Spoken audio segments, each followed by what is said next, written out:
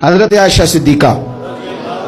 رضی اللہ تعالیٰ عنہ فرماتی ہیں ایک عورت تھی اور اسے نبی پاک صلی اللہ تعالیٰ علیہ وسلم نے وہ کلمہ پڑھ کے مسلمان ہوئی، مدینہ طیبہ آ گئی تو حضور نے مسجد نبوی شریف میں اس کے لیے مکان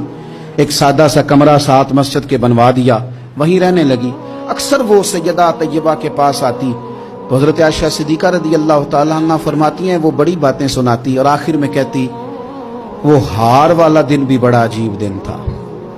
اور میرے رب کی قدرتوں کا دن تھا، وہ بھی بڑا عجیب دن تھا۔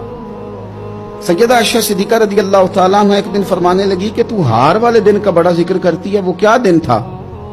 تو خاتون کہنے لگی اماں جی وہ دن تھا جب میرے رب پر بھروسہ اور مضبوط ہو گیا، جس دن میرا اپنے رب پر توکل اور بڑھا، میرے ایمان میں یقین میں اور پختگی آئی۔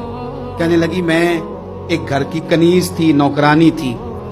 اس گھر میں ایک بچی تھی جس کے پاس سونے چاندی ہیرے جواہرات کا ہار تھا۔ اس زمانے میں چمڑے کے اوپر لوگ ہیرے جواہرات لگاتے تھے،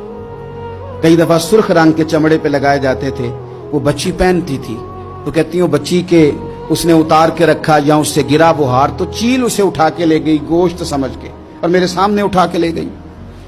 گھر والوں نے مجھ سے پوچھا، یہ بخاری میں موجود ہے،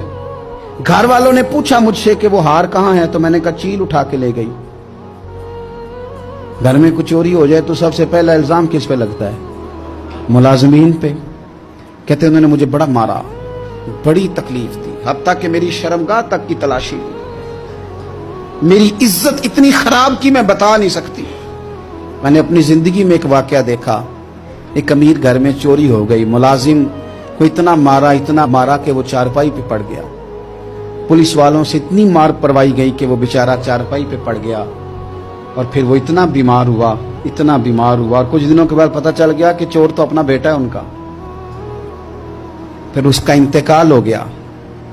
اب وہ سیٹھ صاحب اور گھر والے آ کے مرنے والے کے کان میں معافی مانگ رہے ہیں، کان میں۔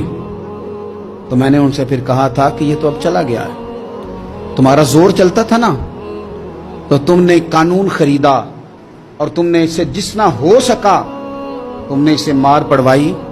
تمہارے پاس جو عدالتیں تھی تم نے وہاں کاروائی کی، اب ایک عدالت قیامت کے دن لگے گی۔ یہ کمزور تھا نا، کچھ کر نہیں سکا۔ میرے نبی پاک صلی اللہ علیہ وسلم نے فرمایا سن لو، اگر سینگ والی بکری نے بغیر سینگ والی بکری کو تکلیف دی ہوگی نا تو قیامت کے دن اسے بھی بدلہ دینا پڑے گا کہ تیرے پاس سینگ تھے اور تو نے اسے مارا تھا۔ وہ خاتون عرض کرتی ہے سیدہ عائشہ کی خدمت میں کہ مجھے بڑا مارا، مجھے تکلیف دی، میں کہہ رہی تھی کہ میرے سامنے چیل لے گئی ہے پر وہ نہیں مان رہے تھے، اماں جی انہوں نے مجھے بڑا مارا۔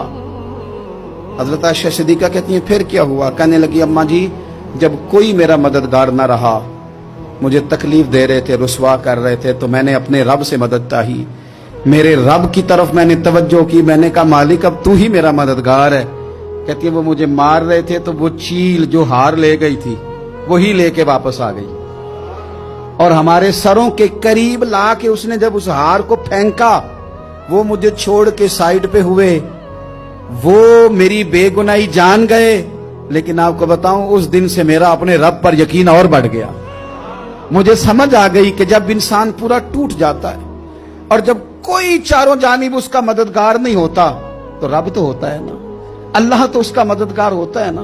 وہ تو پھر اپنے اس بندے کی مدد کرتا ہے نا، پھر وہ تو توانائی دیتا ہے نا، وہ تنہا نہیں چھوڑتا،